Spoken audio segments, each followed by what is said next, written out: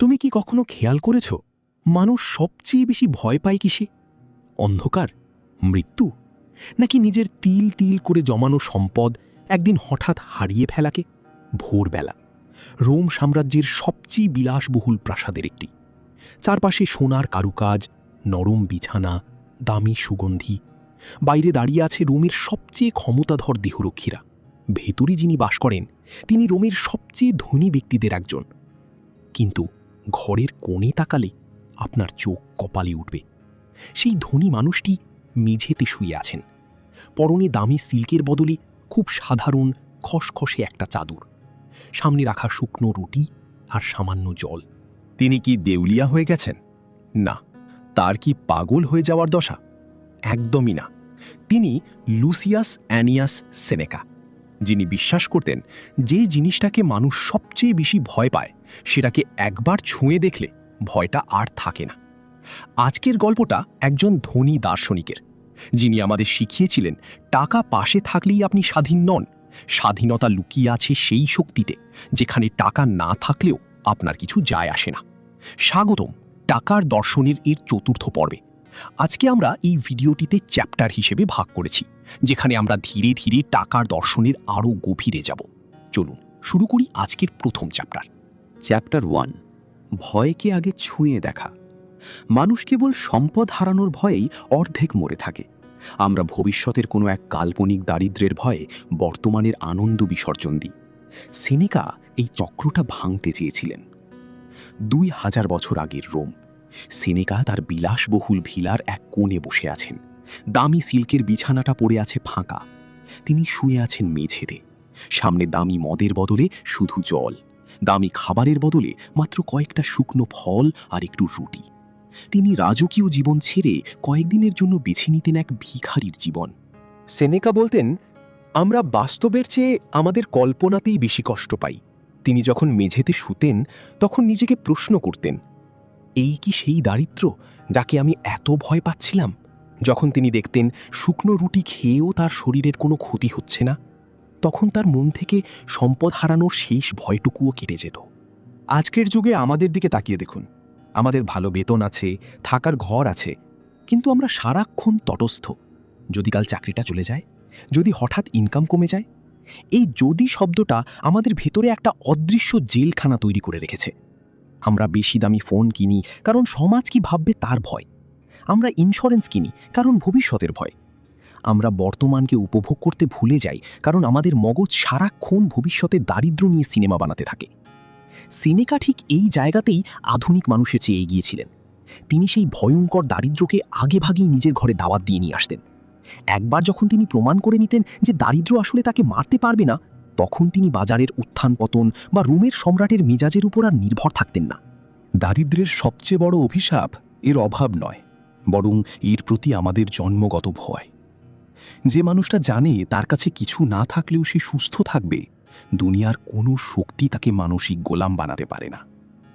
আমরা টাকার মালিক হওয়ার চেষ্টা করি, অথচ আমাদের ভয়টাই আমাদের মালিক হয়ে বসে থাকে। আর এখানেই আধুনিক মানুষ সবচেয়ে বড় ভুলটা করে।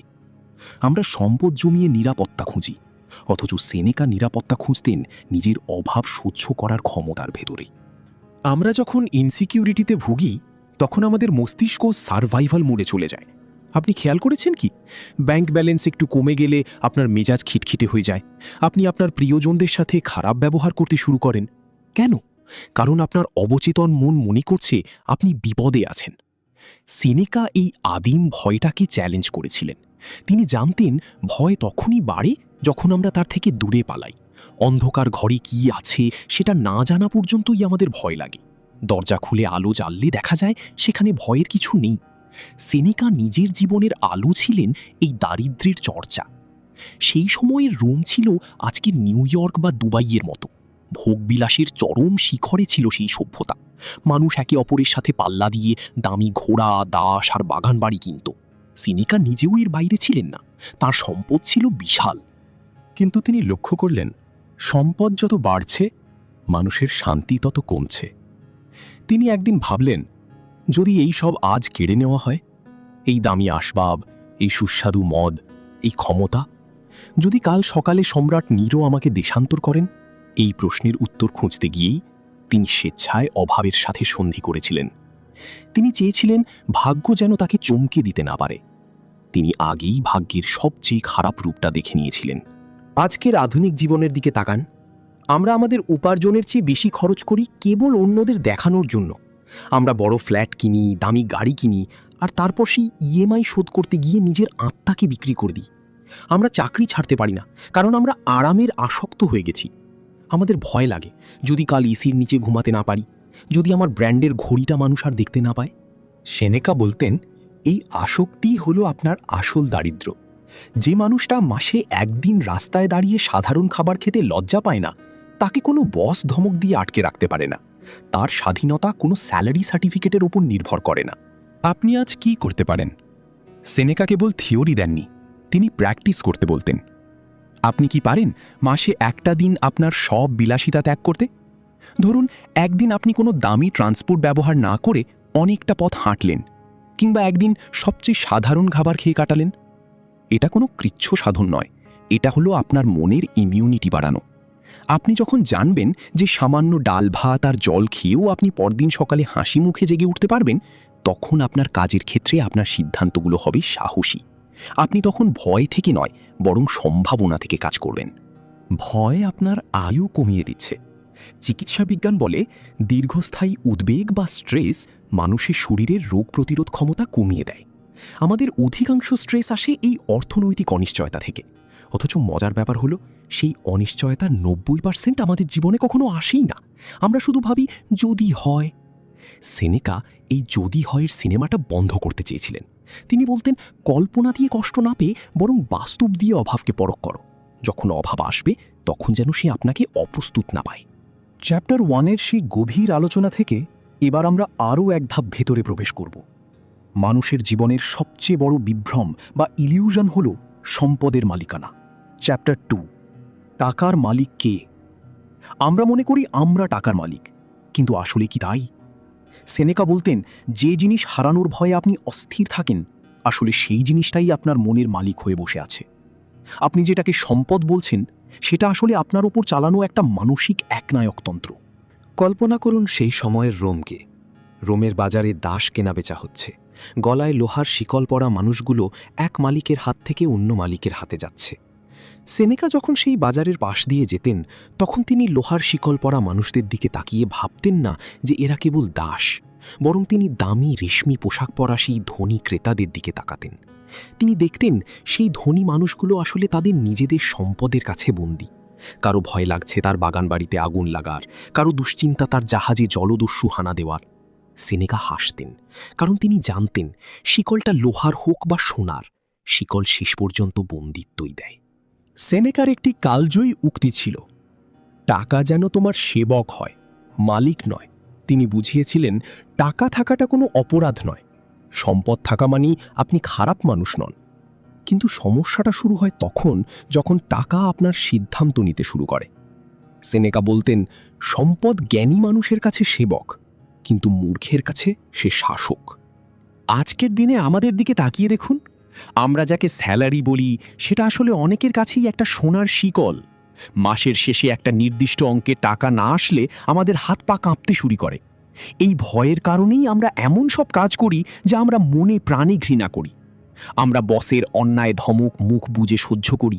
আমরা নিজের নৈতিকতার সাথে আপোষ করি, এমনকি নিজের পরিবারকেও সময় দিই না। কেন? কারণ আমরা টাকার মালিক নই। আমরা টাকার ভয়ে কাজ করা একজন আধুনিক শ্রমিক। আমাদের সিদ্ধান্তগুলো এখন আর লজিক্যাল নয়, সেগুলো পরিচালিত হয় সার্ভাইভাল ইনস্টিংক্ট দিয়ে। আমরা দামি গাড়ি কিনি কেবল পাশের বাড়ির মানুষকে দেখানোর জন্য। এখানে গাড়িটা আপনার প্রয়োজনে আসেনি, এসেছে আপনার ইগোকে তৃপ্ত করতে। অর্থাৎ আপনার ইগো আর আপনার টাকা মিলে আপনাকে একটা সার্কাসের পুতুল বানিয়ে রেখেছে। একজন মানুষ তখনই প্রকৃত ধনী যখন সে টাকা ছাড়াই নিজের অস্তিত্ব কল্পনা করতে পারে। আপনি যদি আপনার ব্যাংক ব্যালেন্সের অঙ্কটা সরিয়ে ফেলেন, তবে আপনার ভেতরে আর কি অবশিষ্ট থাকে? যদি উত্তর হয় কিছুই না, তবে জানবেন আপনি আসলে দেউলিয়া। সেনেকা আমাদের চোখে আঙুল দিয়ে দেখিয়ে গেছেন যে প্রকৃত স্বাধীনতা হলো টাকা আপনার পাশে থাকবে, কিন্তু আপনার মাথার ভেতরে থাকবে না। টাকা আপনার পকেটে থাকবে, কিন্তু আপনার হৃদয়ে নয়। যখন আপনি টাকার মালিকানা দাবি করা ছেড়ে দিয়ে এটাকে কেবল একটা টুল বা মাধ্যম হিসেবে দেখবেন, ঠিক তখনই আপনি প্রথমবার স্বাধীনতার স্বাদ পাবেন। আপনি কি কখনো লক্ষ্য করেছেন নতুন একটা দামি গাড়ি বা ফোন কেনার পর প্রথম কয়েকদিন আপনি কতটা তটস্থ থাকেন? কোথাও যেন একটা আঁচড় না লাগে, কেউ যেন ওটা নোংরা না করে। সেনেকা এই মানসিকতাকে বলতেন উল্টো মালিকানা। আপনি বস্তুটিকে কিনেছেন ভোগ করার জন্য, কিন্তু উল্টো বস্তুটিই আপনার মানসিক শান্তি ভোগ করতে শুরু করেছে। সেনেকা বলতেন সবচেয়ে বড় সম্পদ হলো সেই মানসিক অবস্থা যা কোনো সম্পদ না থাকলেও বিচলিত হয় না। আমরা যখন কোনো কিছুর মালিক হতে চাই, আমরা আসলে সেটার উপর আমাদের সুখকে সঁপে দিই। ফলে জিনিসটা যত দামি হয়, আমাদের হারানোর ভয় তত তীব্র হয়। আমরা টাকার মালিক হওয়ার বদলে তার বডিগার্ড হয়ে দাঁড়িয়ে থাকি। আমাদের আধুনিক জীবনে আমরা একটা ইঁদুর দৌড়ে লিপ্ত। আমাদের বেতন বাড়ার সাথে সাথে আমাদের খরচও পাল্লা দিয়ে বাড়ে। কেন? কারণ আমাদের ইগো আমাদের বলতে থাকে যে এখন তোমার স্ট্যাটাস বেড়েছে, তাই তোমাকে আরও দামি রেস্তোরাঁয় খেতে হবে, আরও দামি পাড়ায় থাকতে হবে। আমরা তখন সেই স্যালারির দাসে পরিণত হই। আপনি এখন চাইলেও চাকরি ছাড়তে পারবেন না, কারণ আপনার লাইফস্টাইল আপনাকে আর নিচে নামতে দেবে না। এই যে নিচে নামতে না পারার ভয়, এটাই হলো সেনেকার ভাষায় আধুনিক দাসত্ব।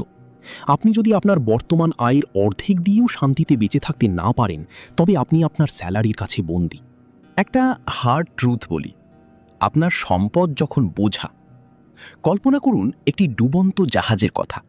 জাহাজে প্রচুর সোনা আছে। আপনি যদি সেই সোনা নিয়ে সাঁতার কাটতে চান, তবে আপনি ডুবে মরবেন। কিন্তু আপনি যদি সোনা ছেড়ে দিয়ে খালি হাতে ঝাঁপ দেন, তবে আপনি বেঁচে ফিরবেন। টাকাও ঠিক তেমন। যখন বিপদ আসে, তখন যার মোহ যত বেশি, তার পতন তত করুণ হয়। সেনেকা আমাদের শেখাতে চেয়েছিলেন কিভাবে সম্পদের সমুদ্রে থেকেও ডুব না দিয়ে ভেসে থাকা যায়। তিনি বলতেন, সম্পদ ব্যবহার করো, কিন্তু তাকে পূজা করো না। আসল স্বাধীনতা কোথায়? প্রকৃত স্বাধীনতা হলো সেই ক্ষমতা যেখানে আপনি টাকার অভাবকে ভয় পান না এবং টাকাকে নিজের পরিচয়ের অংশ বানান না। আপনি টাকা ছাড়াই কি আপনি?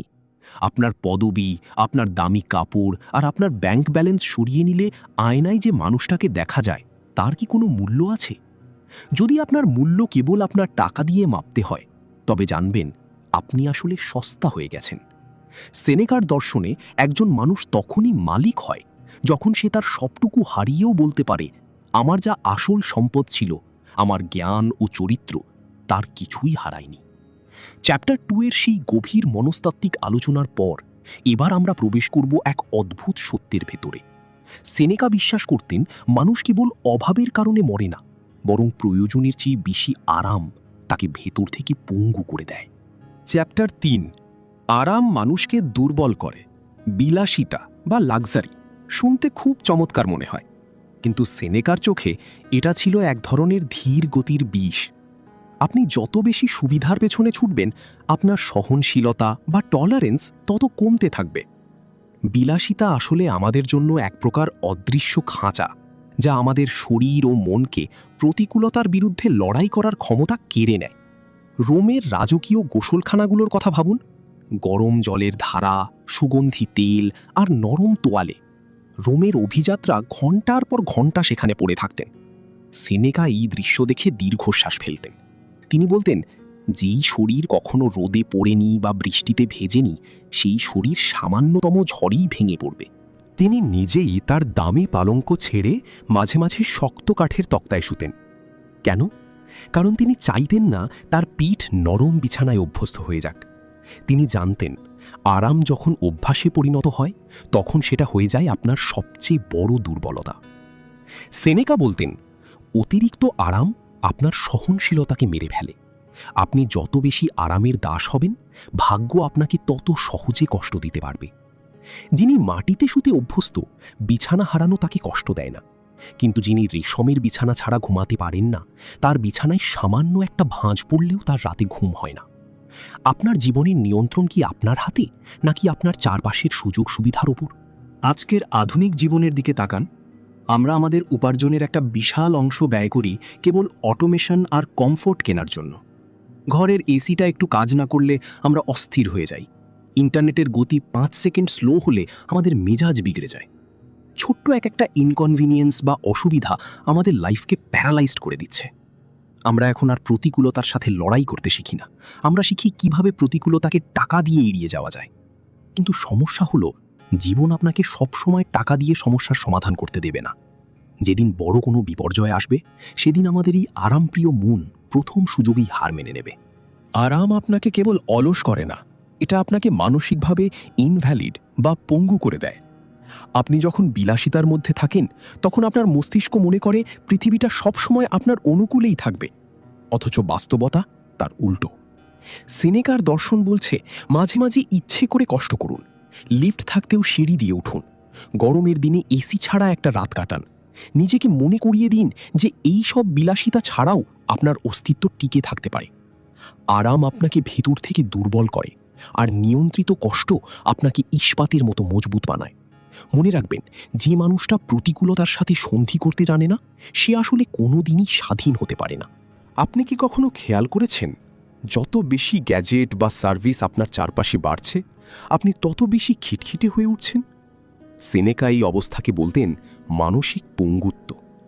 যখন আপনার প্রতিটি ছোট চাহিদা তাৎক্ষণিকভাবে পূরণ হয়, তখন আপনার মস্তিষ্ক অপেক্ষা করা বা ধৈর্য ধরার ক্ষমতা হারিয়ে ফেলে। আমরা এখন সামান্য ঘাম সহ্য করতে পারি না, একটু লাইনে দাঁড়াতে হলে আমরা অস্থির হয়ে পড়ি। এর কারণ হলো, আমরা আমাদের জীবনের আরামের উপর আমাদের পুরো অস্তিত্বকে দাঁড় করিয়ে দিয়েছি। সেনেকা বলতেন, যে মানুষটা আরামের উপর ভিত্তি করে নিজের সুখ খোঁজে, সে আসলে একটা তাসের ঘরের উপর দাঁড়িয়ে আছে। ভাগ্যের সামান্য এক ফুঁতে সেই ঘর ভেঙে পড়বে। রোমের বিলাসিতার চরম শিখরে বসে সেনেকা দেখেছিলেন মানুষ কিভাবে শারীরিক ও মানসিকভাবে স্থবির হয়ে পড়ছে। তিনি লক্ষ্য করেন, যারা যত বেশি নরম বিছানায় শুয়ে থাকে, তাদের ঘুম তত কম হয়। বিলাসিতা আসলে এক ধরনের মরীচিকা। এটি আপনাকে সাময়িক প্রশান্তি দেয় ঠিকই, কিন্তু দীর্ঘমেয়াদে আপনার স্নায়ুগুলোকে এতই সংবেদনশীল করে তোলে যে আপনি সাধারণ কষ্টও সহ্য করতে পারেন না। আধুনিক বিজ্ঞানের পরিভাষায় একে বলা হয় ডোপামিন ডিটক্সের বিপরীত অবস্থা। আমরা সারাক্ষণ সহজলভ্য আনন্দের মাঝে ডুবে থাকতে চাই। সেনেকা এই নেশা থেকে মুক্তি পাওয়ার একটাই পথ দেখেছিলেন, স্বেচ্ছায় কষ্ট বরণ করা।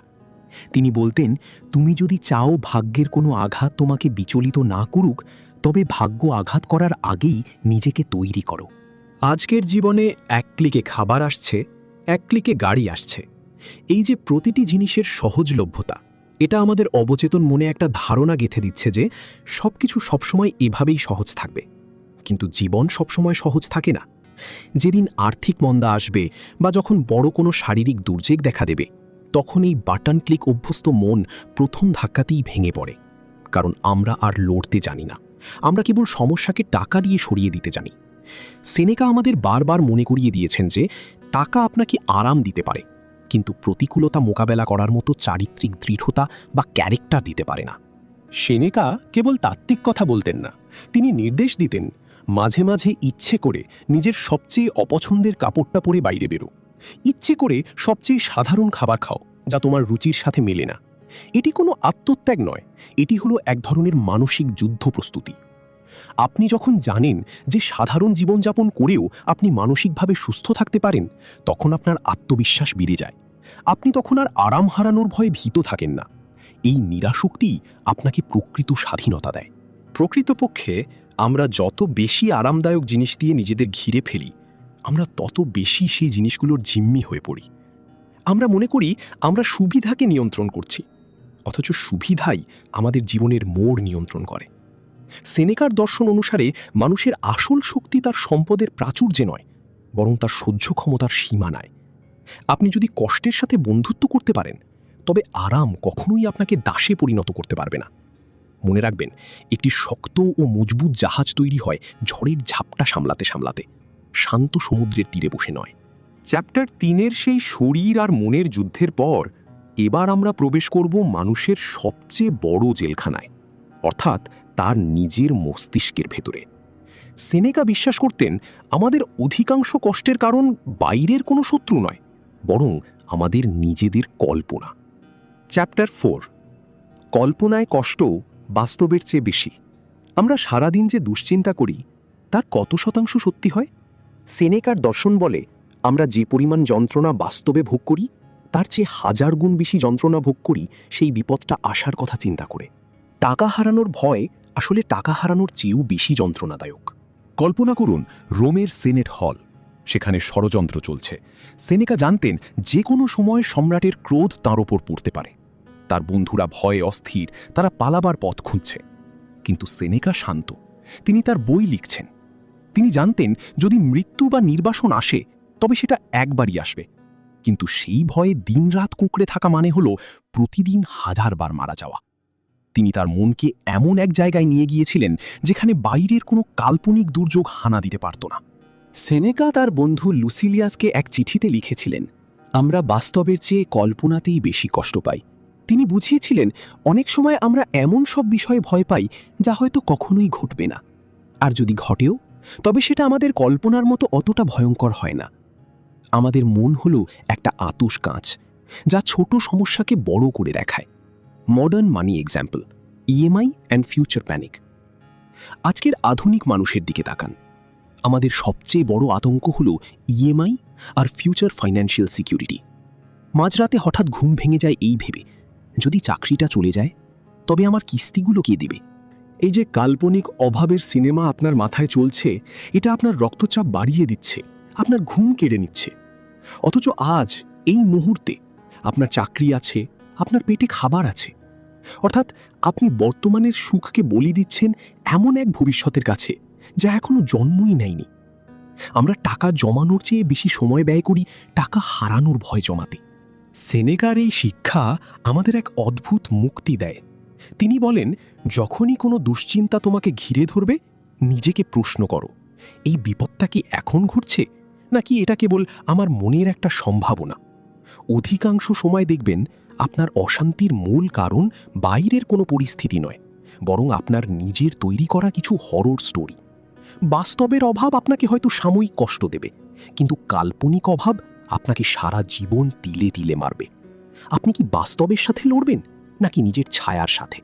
চ্যাপ্টার 4-এর এই স্তরে আমরা মানুষের সেই গভীর মনস্তাত্ত্বিক অন্ধকারের ব্যবচ্ছেদ করব, যা তাকে বর্তমান মুহূর্ত থেকে বিচ্যুত করে এক কাল্পনিক নরকে বন্দী করে রাখে। সেনেকা বিশ্বাস করতেন মনের এই হরর স্টোরি বা ভয়ের সিনেমাগুলোই আমাদের আসল শত্রু। আপনি কি কখনো লক্ষ্য করেছেন, যখন কোনো আর্থিক সংকটের সম্ভাবনা তৈরি হয়, আমাদের মস্তিষ্ক কিভাবে কাজ করে? আমাদের অবচেতন মন মুহূর্তের মধ্যে সবচেয়ে খারাপ পরিণতির চিত্র এঁকে ফেলে। চাকরি হারানো থেকে শুরু করে পথে বসা পর্যন্ত প্রতিটি দৃশ্য আমাদের চোখের সামনে জীবন্ত হয়ে ওঠে। সেনেকা এই মানসিক প্রক্রিয়াকে বলতেন অকাল কষ্ট, প্রিম্যাচিওর সাফারিং। যে দুঃখ এখনো বাস্তবে আসেনি তা নিয়ে আগেই বিলাপ করা কেবল বোকামি নয়, এটি নিজের জীবনের ওপর নিজেরই চালানো এক ধরনের অত্যাচার। রোমের ইতিহাস বলে, সম্রাট নিরো যখন সেনেকাকে আত্মহত্যার আদেশ দিয়েছিলেন তখন তার চারপাশের সবাই কান্নায় ভেঙে পড়েছিলেন, কিন্তু সেনেকা ছিলেন অবিচল। তিনি শান্তভাবে সবার চোখের জল মুছিয়ে দিয়ে জিজ্ঞেস করেছিলেন, তোমাদের দর্শন কোথায় গেল? তিনি বছরের পর বছর ধরে মনের ভেতরে যে প্রসন্নতা তৈরি করেছিলেন তা কোনো কাল্পনিক ভয় তাকে স্পর্শ করতে দেয়নি। তিনি জানতেন মৃত্যু কেবল এক মুহূর্তের ব্যাপার, কিন্তু মৃত্যুর ভয়ে সারা জীবন কাটানো মানে হল অনন্তকাল ধরে যন্ত্রণায় দগ্ধ হওয়া। আমাদের আজকের জীবনে আমরা এই হোয়াট ইফ বা যদি এমন হয় রোগের শিকার। যদি আমার ইনভেস্টমেন্ট ডুবে যায়, যদি বাজারে মন্দা আসে, যদি আমি কিস্তি দিতে না পারি, এই সব প্রশ্ন আমাদের ভেতর এক ধরনের মানসিক পক্ষাঘাত তৈরি করে। আমরা সম্পদ বাড়াই নিরাপত্তা পাওয়ার জন্য, কিন্তু সেই সম্পদই আমাদের নতুন নতুন ভয়ের উৎস হয়ে দাঁড়ায়। সেনেকা বলতেন, যারা সারাক্ষণ ভবিষ্যতের দুশ্চিন্তা নিয়ে ব্যস্ত থাকে তাদের জন্য বর্তমান বলে কিছু থাকে না।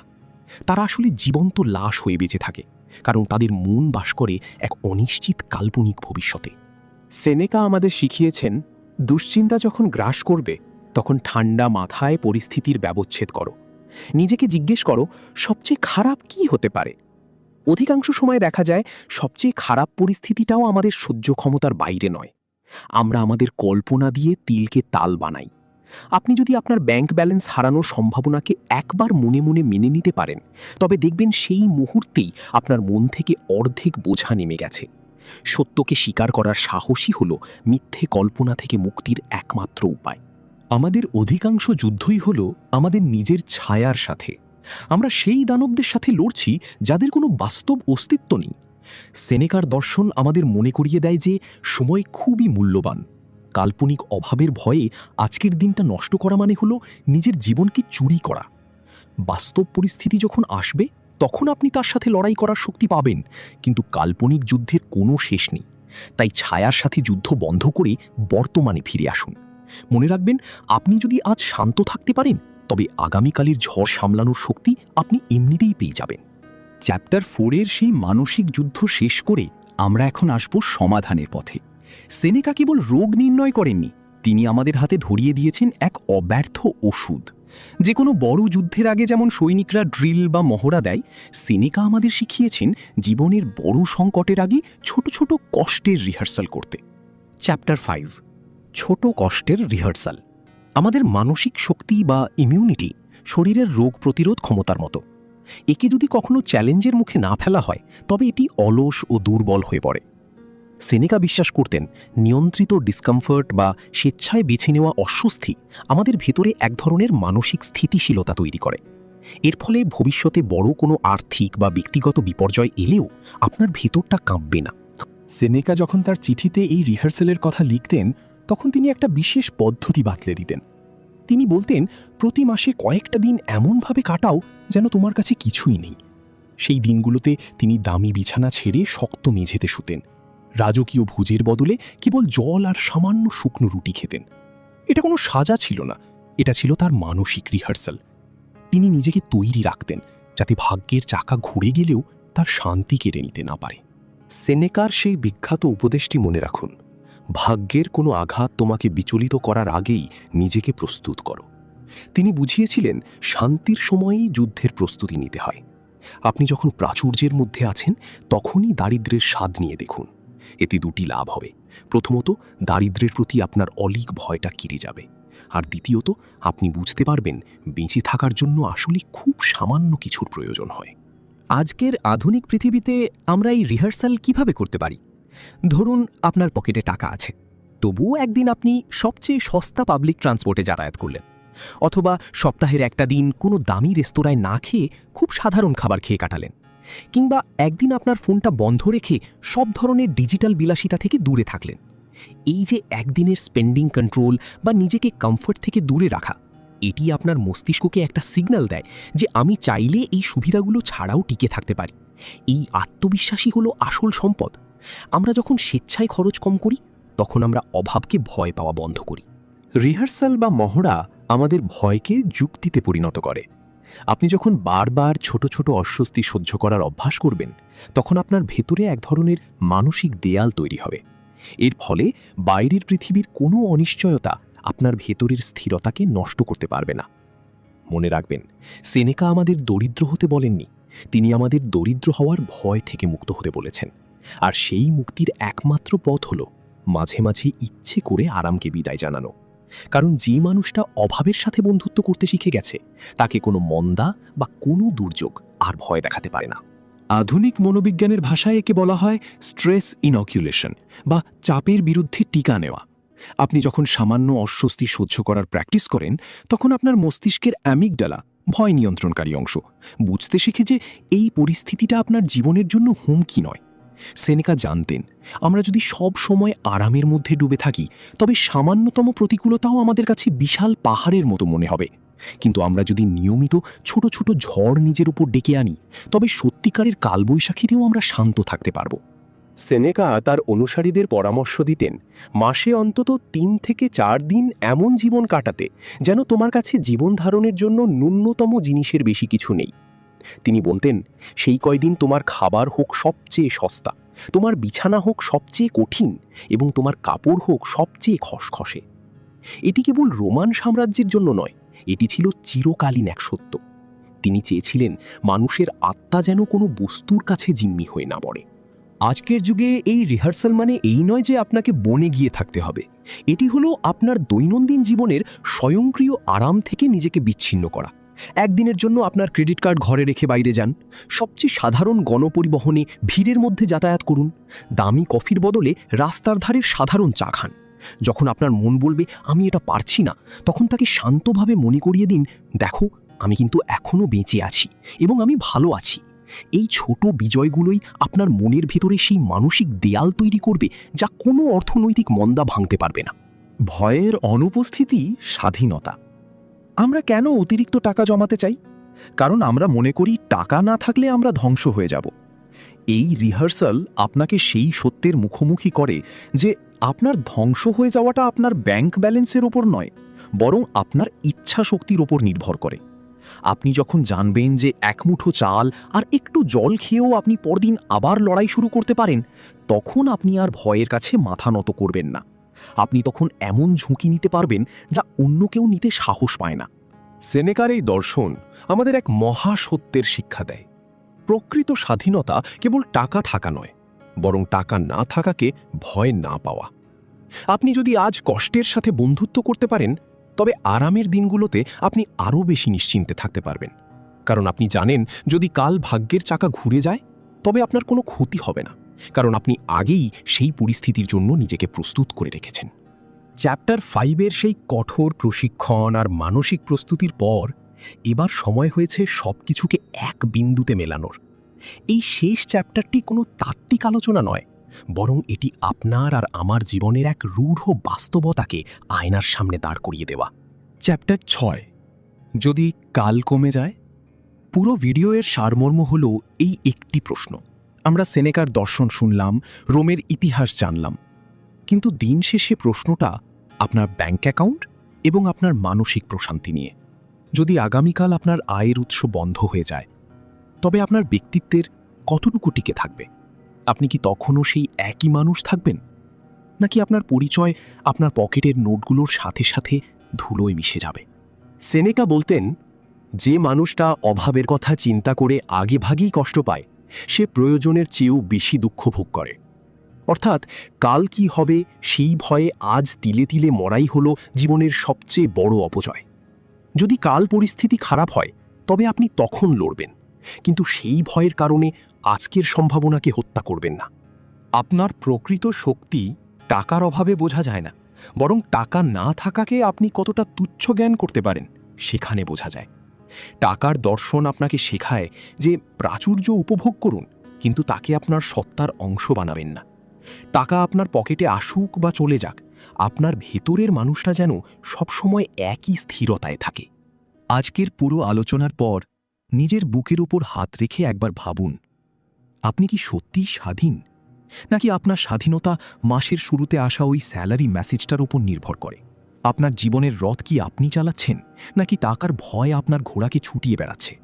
সেনেকা আমাদের শিখিয়েছেন, সবচেয়ে বড় প্রাচুর্য হল সেই মানসিক অবস্থা যেখানে অভাব আপনাকে স্পর্শ করতে পারে না। যা আপনি আজ এত শক্ত করে আঁকড়ে ধরে আছেন, মনে রাখবেন একদিন সেটাই আপনাকে বন্দী করে ফেলবে। তাই আজই সিদ্ধান্ত নিন, আপনি কি টাকার গোলাম হয়ে থাকবেন, নাকি স্বেচ্ছায় অভাবকে জয় করে প্রকৃত মালিক হবেন? মনে রাখবেন, যে মানুষটার হারানোর কিছু নেই, তাকে ভয় দেখানোর শক্তি মহাকালেরও নেই। আপনি কি কখনো কোনো জমকালো বিয়ে বাড়ি বা দামি রেস্তোরাঁর কৃত্রিম হাসির আড়ালে লুকিয়ে থাকা দীর্ঘশ্বাসগুলো খেয়াল করেছেন? একটু মন দিয়ে দেখুন, সেখানে মানুষে মানুষে কথা হচ্ছে না, সেখানে কথা হচ্ছে এক একটি দামি ঘড়ির সাথে অন্য একটি দামি গাড়ির। জার্মান দার্শনিক আর্থার শোপেনহাওয়ার বলতেন, সমাজ আসলে একদল ক্ষুধার্ত সজারুর মতো, যারা শীত থেকে বাঁচতে একে অপরের কাছে আসে ঠিকই, কিন্তু তাদের গায়ের টাকা আর ইগোর কাঁটাগুলো একে অপরকে রক্তাক্ত করে দেয়। আগামী পর্বে আমরা জানব কিভাবে আপনার পকেটের টাকা আপনার নিঃস্বার্থ ভালোবাসাকে একটা ব্যবসায়িক চুক্তিতে রূপান্তর করে দিচ্ছে।